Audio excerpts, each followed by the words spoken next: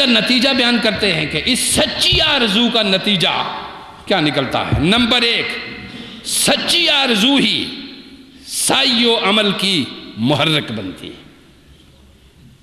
جد و جہد کی محرک کون سی کیا چیز بنتی ہے؟ سچی آرزو۔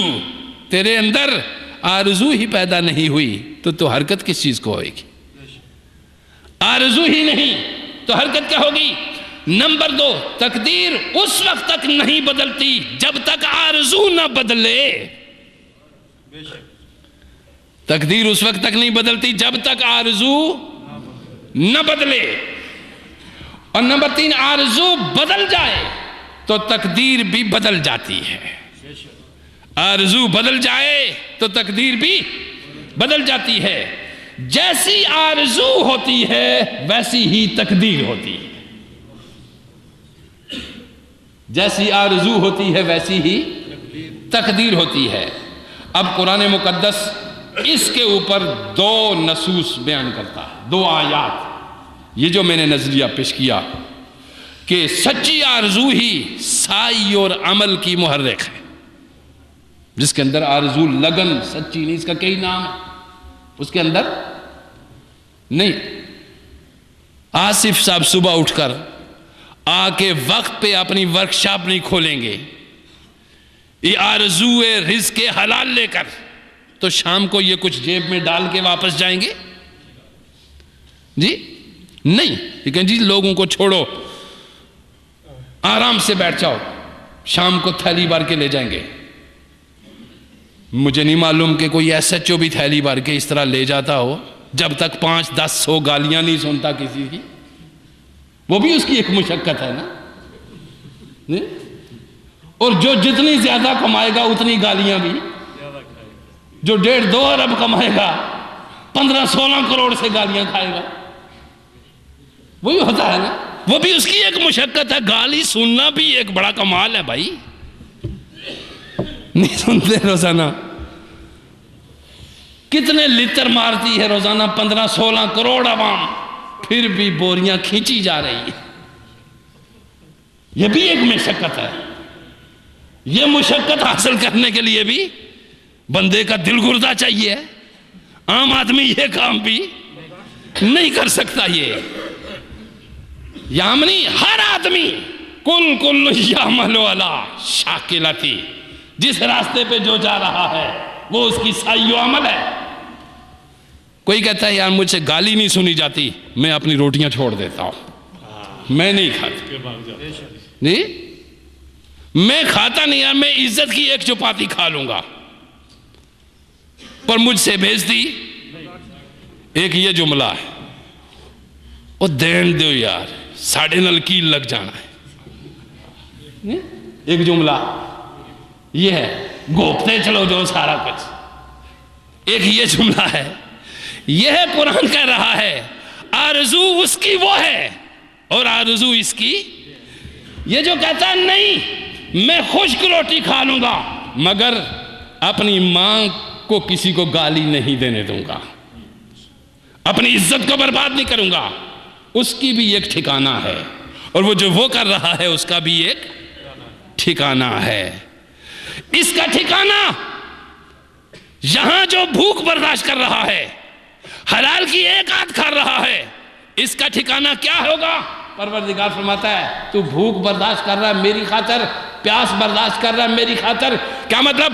اب لوٹ کے آئے گا تو نزلم من غفور الرحیم، میں تیرے لیے مختلف تیرے چاہ سے بھی بڑھ کر دسترخوان پہ نعمتیں سجاؤں گا جب لوٹ کے آئے گا۔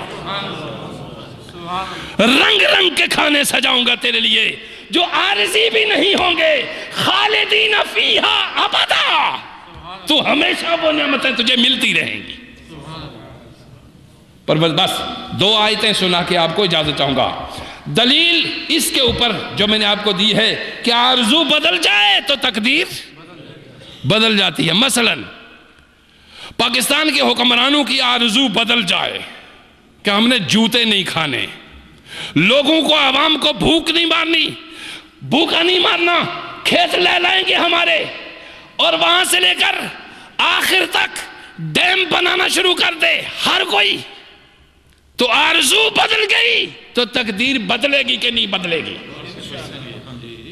آرزو بدل جائے گی. رب کہے گا برتن خالی رکھا ہوا ہے، میں بھاری کیوں نہ دوں؟ تیرے پاس برتن ہی نہیں ہے، مانگے گا کیا؟ رب اپنی نعمتیں یوں تو نہیں صاف کرتا بہتا. یہ اصول ہے، یہ دستور ہے. کسی برتن میں موتی ڈالتا ہے اگلا. خیرات بھی ہاتھ پھیلا ہو تو دیتا ہے.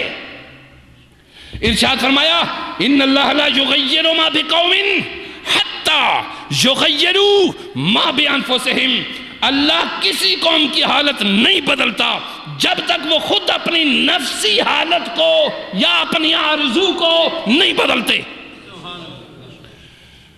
یہ دو ٹوک قرآن ہے آپ کے سامنے. میری جان، اس قرآن کے سوا میرے پاس اور کچھ نہیں جو آپ کو بتا رہا ہوں. یہ حق ہے، یہ سچ ہے، یہ حق کی طرف سے ہے، یہ نازل من اللہ ہے، یہ مصطفیٰ پہ نازل ہوا. یہ 2 اور 2 4 کا اصول ہے. آرزو بدلو تو تقدیر بدل جائے گی، عمل بدلو تو تقدیر بدل جائے گی، نیت بدلو تو تقدیر بدل جائے گی. جب تک کچھ بھی نہ بدلے تو تقدیر نہیں بدلتی. یہی اللہ کا بھی دستور ہے. اور پھر قرآن مقدس نے یہی ارشاد فرمایا ذالک بان اللہ لم یک مغیرا نعمتا انعمها علی قوم حتی یغیروا ما بانفسہم. اللہ کی سنت یہ ہے، سنو قرآن کہہ رہا ہے، اللہ کی سنت یہ ہے کہ جو نعمت وہ کسی قوم کو عطا کرتا ہے اسے اس وقت تک نہیں بدلتا جب تک وہ خود اپنی نفسی حالت یعنی آرزو کو نہ بدلے. انسان کے نفسی، قلبی اور جسمانی اور روحانی نظام کو بدلنے کے لیے قرآن ہمارے پاس تشریف لایا.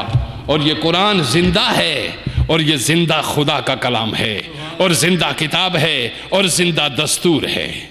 اور اس زندہ دستور کے لیے بعض اوقات قوموں نے کام کرنا ہوتا ہے، بعض اوقات افراد نے کام کرنا ہوتا ہے. افراد اپنی نیت کو درست کریں، افراد اپنے عمل کو درست کریں، اور قومیں مل کے اپنے عمل کو درست کریں. ہم 62 سال ہو گئے ابھی تک قوم نہیں بن سکے. 62 سال ہو گئے ہم ابھی قوم نہیں بن سکے. ہمارے صوبے الگ، ہماری زبانیں الگ، ہمارے مسلک الگ، ہمارے فرقے الگ، ہمارے منہ ایک دوسرے کی طرف. فرقہ بندی ہے کہیں اور کہیں ذاتیں ہیں. کیا زمانے میں پنپنے کی یہی باتیں ہیں. مذہبی فرقہ واریت سے سیاسی فرقہ واریت بھی کسی طرح دہشت گردی سے کم نہیں ہے. ہمارا ملک سیاسی دہشت گردی کا بھی شکار ہے، مذہبی دہشت گردی کا بھی شکار ہے، غفلت جیسی دہشت گردی کا بھی شکار ہے، نااہلی اور جہالت کی دہشت گردی کا بھی شکار ہے. مجموعی طور پہ رب سے اس نظام کو اور اس چیز کو بدلنے کی کوشش اپنے عمل سے کرو. اور عمل سے زندگی بنتی ہے جنت بھی جہنم بھی. یہ خاکی اپنی فطرت میں نہ نوری ہے نہ ناری.